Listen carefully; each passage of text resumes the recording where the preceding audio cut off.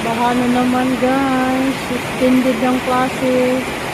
Pero nakapasok na ang mga estudyante bago pa nag-suspended.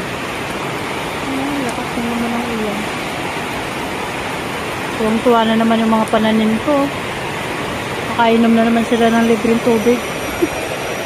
Buhay na naman sila oh. Ang bagong tanim. Bagong tanim.